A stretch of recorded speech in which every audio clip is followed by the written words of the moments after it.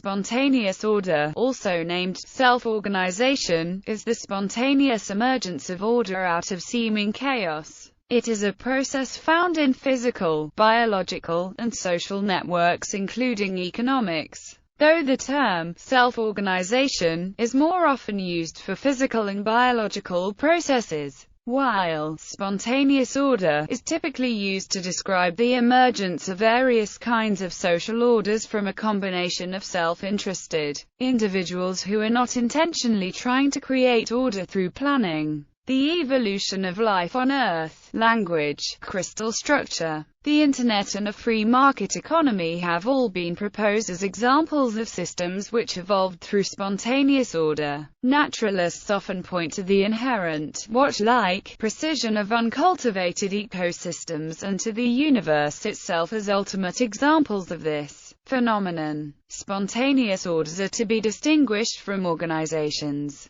Spontaneous orders are distinguished by being scale-free networks, while organizations are hierarchical networks. Further, organizations can be and often are a part of spontaneous social orders, but the reverse is not true. Further, while organizations are created and controlled by humans, spontaneous orders are created, controlled, and controllable by no one. In economics and the social sciences, spontaneous order is defined as the result of human actions, not of human design. Spontaneous order is also used as a synonym for any emergent behavior of which self-interested spontaneous order is just an instance. History. According to Murray Rothbard, Zhuangzi was the first to work out the idea of spontaneous order. The philosopher rejected the authoritarianism of Confucianism, writing that there has been such a thing as letting mankind alone, there has never been such a thing as governing mankind with success. He articulated an early form of spontaneous order, asserting that good order results spontaneously when things are let alone, a concept later developed particularly by Proudhon in the 19th century. The thinkers of the Scottish Enlightenment were the first to seriously develop and inquire into the idea of the market as a spontaneous order. In 1767, the sociologist and historian Adam Ferguson described the phenomenon of spontaneous order in society as the result of human action, but not the execution of any human design. The Austrian School of Economics, led by Karl Menger, Ludwig von Mises and Friedrich Hayek, would later refine the concept and make it a centerpiece in its social and economic thought.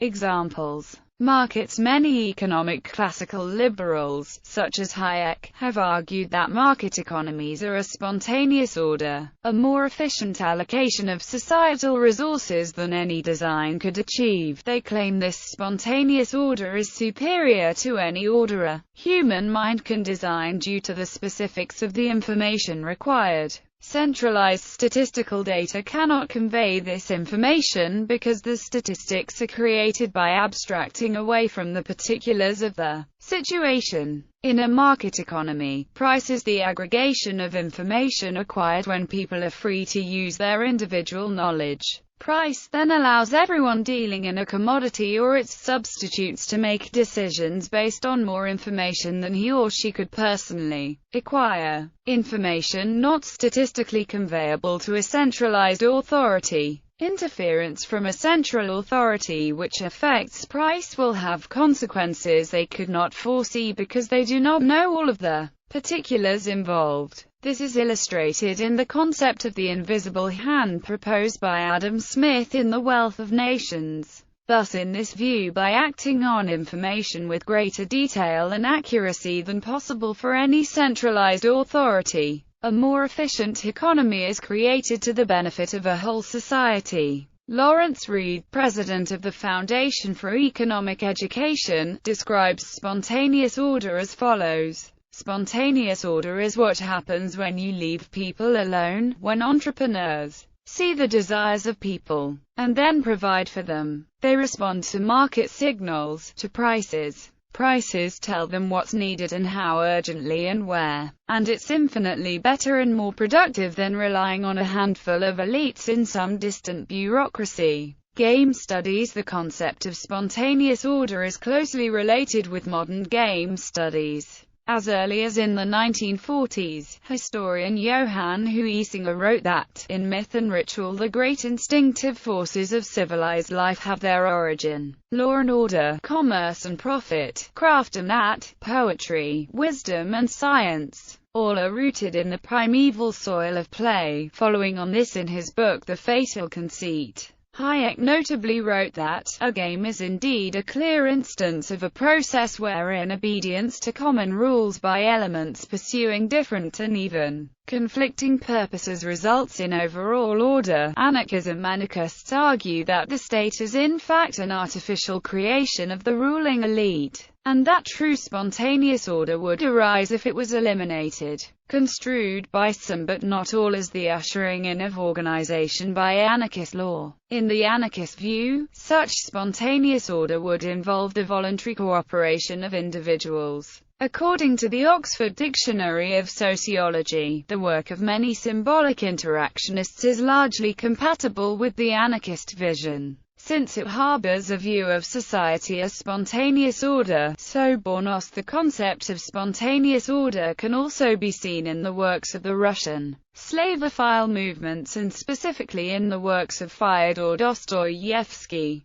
The concept of an organic social manifestation is a concept in Russia expressed under the idea of sobornost. Sobornost was also used by Leo Tolstoy as an underpinning to the ideology of Christian anarchism. The concept was used to describe the uniting force behind the peasant or serfs China in pre-Soviet Russia. Recent developments. Perhaps the most famous theorist of social spontaneous orders is Friedrich Hayek. In addition to arguing the economy as a spontaneous order, which he termed a catalaxy, he argued that common law and the brain are also types of spontaneous orders. In The Republic of Science, Michael Polanyi also argued that science is a spontaneous order, a theory further developed by Bill Butos and Thomas McQuaid in a variety of papers. Gustas Iriga has argued that democracy is the spontaneous order form of government. David Emanuel Anderson has argued that religion in places like the United States is a spontaneous order, and Troy Camplin argues that artistic and literary production are spontaneous orders.